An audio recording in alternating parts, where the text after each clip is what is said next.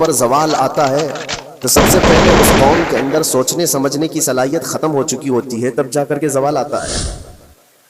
آج اس شعر کو میں پڑھتا ہوں تو محسوس ہوتا ہے کہ ہماری قوم پر یہ شعر صادق آتا ہے۔ قوت فکر اور عمل یہ پہلے رخصت ہو گئی ہے، جس کی وجہ سے یہ زوال آ رہے ہیں۔ لوگ اب حادثوں پر بیٹھ کر کے چرچا کرتے ہیں، حادثہ ہونے سے پہلے جو فکر ہونی چاہیے وہ مفقود ہے۔ گھر جلنے کے بعد پھر میٹنگ کرنے کا مطلب کیا ہے؟ اس سے سیفٹی کے لیے پہلے سے انتظامات ہوں تو اس کو لائق و فائق اور دانش مندی سمجھا جائے گا۔ آج کے وہی حالات ہیں میرے عزیزوں۔ آپ کو پتہ ہے کچھ قومیں ایسی ہیں جو فیوچر پلاننگ کے لیے 100 سال کے بعد کا سوچتی ہیں، جبکہ یہ اسلام کا حصہ تھا۔ نبی کونین صلی اللہ علیہ وسلم نے 1400 سال بعد ہونے والی چیزوں کی پیشین گوئی فرمائی کہ نہیں فرمائی؟ اللہ کے نبی صلی اللہ علیہ وسلم نے 1000 سال بعد پیدا ہونے والی چیزوں کو پہلے سے بتایا تھا کہ نہیں؟ یہ ساری چیزیں نبی آخر الزمان صلی اللہ علیہ وسلم نے جو بتایا، مطلب یہی تھا کہ اس وقت کے لوگوں کو ضرورت تو نہیں تھی ان حالات کی، پھر بھی حضور ان کو بتا رہے تھے، صحابہ کو۔ آج جو چیزیں پیدا ہونے والی ہیں وہ رسول پاک کو پتا تھا، 1000 سال بعد ہونے والی چیزیں ہیں، لیکن اس وقت کے صحابہ کو یہ باتیں کیوں بتائی جا رہی تھی؟ ان کے حالات تو اس وقت کے نہیں تھے ویسے۔ اس کے باوجود نبی پاک صلی اللہ علیہ وسلم نے ان کو 1000 سال بعد ہونے والی چیزوں کی باتیں اس لیے بتائی کہ یہ دین اسلام فیوچر پلاننگ کے لیے کتنا ایکٹیو ہے یہ سمجھو، آگے کے لیے۔ اس لیے بتایا گیا کہ صحابہ اپنی اولاد کو اور وہ اپنی اولاد کو، وہ اپنی اولاد کو یہ بات منتقل کرتے جائیں اور آنے والے حادثوں سے پہلے سے ذہن پریپیئر رہے، تیار رہے۔ دجال کے فتنے کا ذکر کتنی مرتبہ حدیث پاک میں آیا۔ امت کو نبی پاک صلی اللہ علیہ وسلم نے یوں ہی نہیں چھوڑ دیا۔ دجال کا فتنہ آئے گا، یاجوج ماجوج کا فتنہ آئے گا، یہ ساری چیزیں بتائی گئی کہ نہیں؟ ہر مسلمان تقریباً جانتا ہے آخر زمانے میں ایک بہت بڑا فتنہ دجال کی صورت میں ظاہر ہوگا۔ تو یہ باتیں اتنے 100 سالوں سے چل رہی ہیں کہ ذہن تیار ہے اس فتنے کو کہ اگر ایسا فتنہ آیا تو ایمان پر ڈٹے رہنا ہے، جمے رہنا ہے۔ یہ بات ہوتی ہے آگے آنے والے حادثات سے قوم کو باخبر رکھنا۔ آج جو حالات ہیں، جب کبھی کوئی چیز لٹ جائے تو سارے لوگ سڑکوں پر آ جائیں گے یا پھر کسی نشستگاہ پر بیٹھ کر کے رات بھر میٹنگ کر کے چلے جائیں گے۔ یہ حادثے ہونے کے بعد کے جو حالات ہیں یہ وہی چیزیں درشا رہی ہیں کہ قوت فکر و عمل فنا ہو گئی ہے۔ قیادت ہمارے ہاں مفقود ہے، کسی ایک قائد کے تحت کوئی ساری قوم آنا نہیں چاہتی۔ آپ کیا سمجھتے ہیں کہ جو ہمارے ساتھ حالات پیش آ رہے ہیں، کبھی مسجدوں کو لے کر، کبھی خانقاہوں کو لے کر، کبھی بزرگوں کے نام کو لے کر، اب ہمارے وقف کی جائیداد کو لے کر، یہ سارے جو معاملات ہیں یہ اچانک آنے والی چیزیں نہیں ہیں۔ بھانپ لیا گیا ہے تمہاری پوری طبیعت کو، تمہارے مزاج کو، کہ فکر و عمل کی قوت ان کی ختم ہو چکی ہے۔ ان کو 2 چند چیزوں میں ہی راضی کیا جا سکتا ہے۔ دنیا یہ سمجھ رہی ہے، جس کی وجہ سے کھلواڑ پر کھلواڑ ہوتے چلے جا رہے ہیں، اور ان کو یہ بھی پتہ ہے کہ یہ کچھ نہ کر سکیں گے۔ میرے عزیزوں، آپ نا امید اور مایوس نہ ہو کہ ہم سے کچھ نہیں ہوگا۔ اللہ کریم چاہے تو ایک بندے سے بھی پوری دھرتی پر زلزلہ لا سکتا ہے۔ اللہ کریم کی ذات پر یقین اور توکل رکھو۔ سرکار غریب نواز ہندوستان آئے تھے تو بہت بڑی فوج لے کر نہیں آئے تھے، اللہ کی ذات پر بھروسہ کر کے آئے تھے، اور 90 لاکھ لوگوں کے دلوں میں چراغ اسلام جلا دیا تھا۔ وہ یقین اور توکل کے ساتھ آئے تھے۔ آج لوگوں کے دلوں کے اندر جو مایوسی اور نا امیدی ڈالی جا رہی ہے کہ کچھ ہوگا نہیں، ابھی کچھ کرنے سے کچھ نہیں ہوگا، یہ نا امیدی اور مایوسی تمہاری طبیعت میں کیوں آئی؟ کیا تمہارا رب تبارک و تعالیٰ کی ذات پر یقین کمزور ہو گیا؟ اگر یہ اس طرح کی بیماری آئی ہے تو پھر بدر پڑھ لینا۔ جب رسول پاک صلی اللہ علیہ وسلم کے ساتھ وہ صحابہ جا رہے تھے، ان کو اچھی طرح پتا تھا کہ سامنے آنے والی فوج کتنی طاقت لے کر آ رہی ہے۔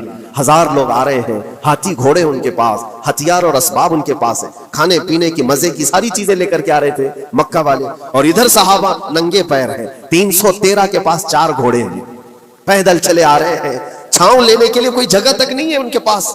ایک کھجور کسی کے پاس ہو تو 10 لوگ اس پر اکتفا کر لیں، فاقے پر فاقہ کرنے والے وہ صحابہ۔ لیکن انہوں نے یہ نہیں کہا کہ اللہ کے نبی صلی اللہ تعالیٰ علیہ وسلم سے کہ ہمارے پاس اسباب کی کمی ہے، ہتھیار کی کمی ہے، کچھ نہیں، ہمارے پاس سواری نہیں ہے۔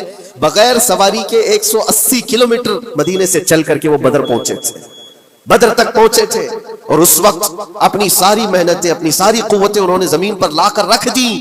پھر بدر کے میدان میں جب پہنچے تب اللہ کریم کی بارگاہ میں دعا کیا تھا میرے مصطفیٰ نے، اے اللہ اگر اس نہتی قوم کو تو نے فتح نہیں دی تو پھر قیامت تک اس روئے زمین پر سجدہ کرنے والا کوئی نہیں ہوگا۔ یہ محبوبانہ انداز تھا میرے مصطفیٰ کا۔ وہ دعا مدینے میں بیٹھ کر کے بھی تو کر سکتے تھے۔ 180 کلومیٹر دور اتنی مصیبت میں دھوپ میں چل کر کے جانے کی کیا بات تھی؟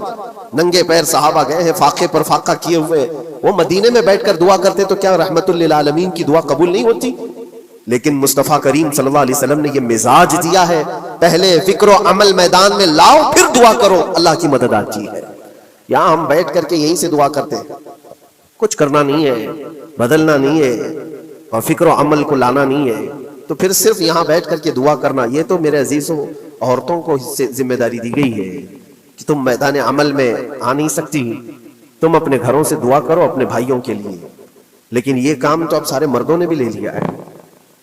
بہرحال قوت فکر و عمل پہلے فنا ہو جاتی ہے جب کسی قوم کی شوکت پہ زوال آتا ہے۔ آج یہ جو سارے معاملات ہم دیکھ رہے ہیں، اس کی ایک خاص وجہ میں آپ کو بتانا چاہتا ہوں۔ آج سے تقریباً 8-9 سال پہلے میرا ایک بیان بھی ریکارڈ موجود ہے، کافی دنوں تک وہ چلتا رہا، میری اپنی بات نہیں تھی۔ سراج الامہ امام غزالی رحمۃ اللہ تعالی علیہ انہوں نے لکھا تھا کہ امت پر اگر ایک ایسا وقت آ جائے جب ان کے سامنے ان کے نبی کو گالیاں دی جا رہی ہیں اور امت کچھ نہ کرے، تو پھر وہ انتظار کرے کہ عنقریب وہ وقت بھی ان کے اوپر آنے والا ہے جب ان کی ماؤں بیٹیوں اور سب عزتوں کو بازار میں نیلام کیا جائے گا اور یہ کچھ نہیں کر سکیں گے۔ وہ دن آ جائیں گے۔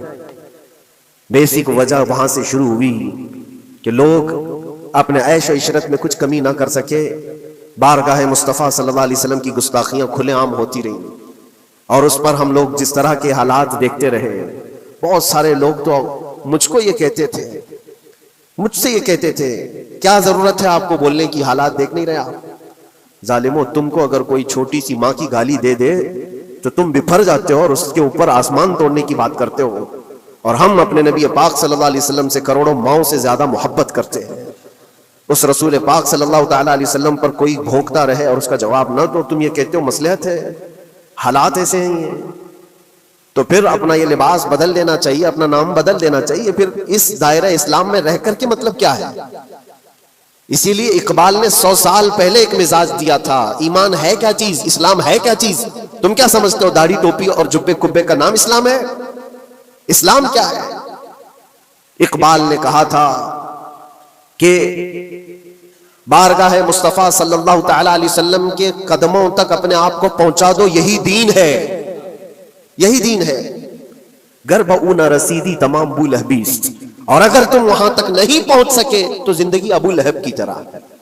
دین یہ ہے، آبرو ماں زنام مصطفیٰ است، ہم سب کی عزت و آبرو حضور کے نام سے جڑی ہوئی ہے، ان کے نام سے جڑی ہوئی ہے ہماری عزت و آبرو، اور تم اس نام کی حفاظت نہیں کر سکو گے تو آگے یہ سب چیزیں آنے والی ہیں جو آ رہی ہیں۔ آج لوگ آج واویلا مچا رہے ہیں، یہ بات یاد رکھنا، شیطان کبھی فجر کی نماز کے لیے اٹھا نہیں سکتا، اور اگر اٹھا رہا ہے تو پھر اس کا کوئی مقصد ہے، شیطان اور نماز۔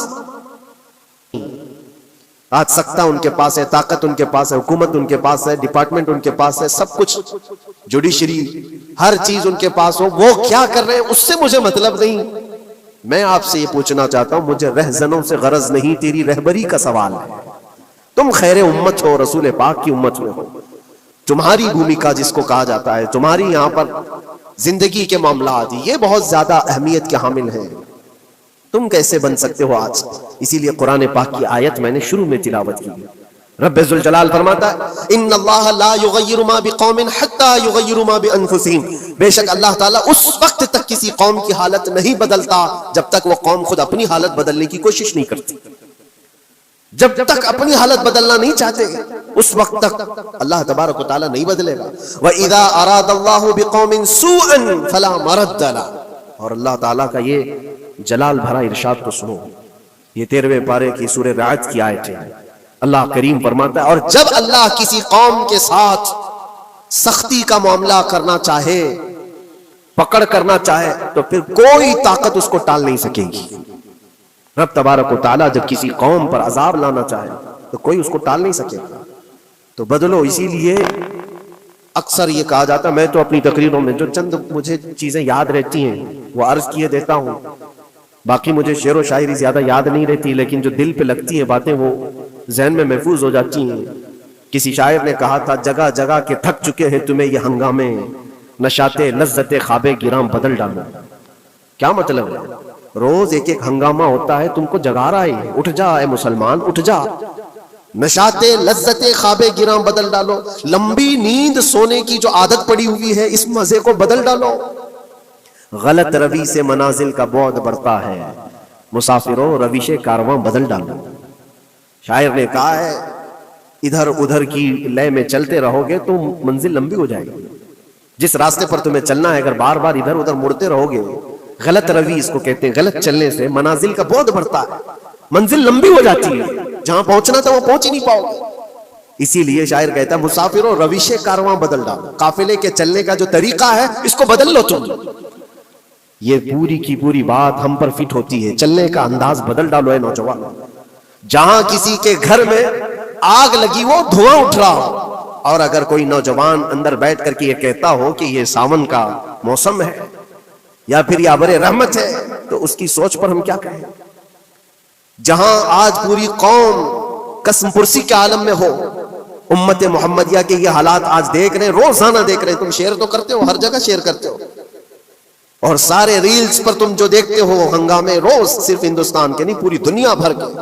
فلسطین کے مظلوم بچوں کی لاشیں دیکھتے ہو اور شیئر کر کے آگے بڑھ جاتے ہو. ان کی چیخیں، ان کے داغ کے ملبے، ان کا ڈھیر، ان کے تباہ و برباد گھر، ایک ایک قبر میں 80 لوگوں کی لاشیں، یہ سب کیا تم نہیں دیکھتے؟ شیئر کر کے آگے بڑھ جاتے ہو. یہی تو ہنگامے ہیں جو تمہیں دھگا رہے ہیں. جگہ جگہ کے تھک چکے ہیں تمہیں یہ ہنگامے. ہنگامے خود ہی تھک گئے، یہ اٹھتا نہیں ہے، اٹھتا نہیں ہے. ایک دور وہ تھا 100 سال پہلے کا جب یہاں پر موجود انگریز اس قوم کو دیکھ کر یہ کہنے پر مجبور ہو گیا تھا، یہ فاقہ کش موت سے ڈرتا نہیں، ذرا بھوکیوں پر بھوکا رہتا ہے لیکن موت سے ڈرتا نہیں. روح محمدی اس کے بدن سے نکال دو. روح محمدی ان کے بدن میں تھی. انگریز تھر تھراتے تھے. اس قوم کا کوئی جواب ہی نہیں ہے. سب سے زیادہ اگر کسی چیز سے ڈرایا جا سکتا ہے تو موت سے، اور یہ قوم ایسی ہے کفن تو اپنے کندھے پر لے کر گھومتی ہے، جہاں موت آ جائے سو جائے. یہ فاقہ کش موت سے ڈرتا نہیں ذرا. روح محمدی اس کے بدن سے نکال دو. یہ کس کی بات تھی؟ انگریزوں کی بات تھی. اور آج حالات بدل گئے ہیں. سارا کا سارا زمانہ تم پر آج بھوکے بھیڑیا کی طرح جھپٹ پڑا ہوا ہے. اور ان حالات میں آپ سے سوال کرتا ہوں، ایک طرف تیز آندھیاں چل رہی ہیں، ایک طرف گھر کے اندر آگ لگی ہوئی، ایک طرف بھوک اور پیاس کی شدت ستا رہی ہے، ایک طرف تمہارے بھائی بہنوں کی بیماریاں ستا رہی ہیں. جب اتنے سارے معاملات ہو تو اے نوجوانوں بتاؤ تم کیا کرو گے؟ اس وقت رات بھر بیٹھ کر گیم کھیلو گے؟ کیا یہ گیم کھیلنے کا وقت ہے؟ اس نوجوان پر کیا یہ افسوس نہیں ہوتا کہ اس کے پوری امت کے حالات ایسے ہیں کہ بچوں کی چیخیں نکل رہی ہیں اور اس کو پب جی سے فرصت نہیں ہے، ریل بنانے سے فرصت نہیں ہے، یہ مجرے کرتا ہوا گھوم رہا ہے. مسجدیں ویران کیوں ہیں؟ خالی کیوں ہیں؟ تم نے مسجدوں کو ویران رکھا تو مسجدیں تباہ ہونے شروع ہو گئیں، دوسروں کی نظر ہونے لگ گئیں، اور اس پر لوگوں کی غلط نظریں پڑنے لگ گئیں. آ جاؤ اے مسلمانوں، میرے مصطفیٰ کریم صلی اللہ تعالیٰ علیہ وسلم کی ہدایات پر ایک بات چیلنج کے ساتھ کہتا ہوں. تمہارا نام اگر نبی پاک صلی اللہ علیہ وسلم کے نام سے جڑا ہے تو یہ چیلنج کے ساتھ میں کہتا ہوں، اس رہتی دنیا میں تمہیں پوری طاقتیں مل کر وہ عزت نہیں دے سکتی جو میرے مصطفیٰ کے قدموں کی وابستگی دے گی. کوئی تمہیں عزت نہیں دے سکتا. تمہیں وہیں آنا پڑے گا، اسی پوائنٹ پر آنا پڑے گا جہاں پہنچ کر کے خالد بن ولید نے عزت پائی تھی. اسی نقطے پر آ کر جمع ہو جاؤ جہاں عمر پہنچے تھے تو فاروق اعظم بن گئے تھے. اسی نقطے پر آ جاؤ جہاں علی پہنچے تھے تو حیدر کرار بنے تھے. ہر ایک کو عزت اسی بارگاہ سے ملی ہے.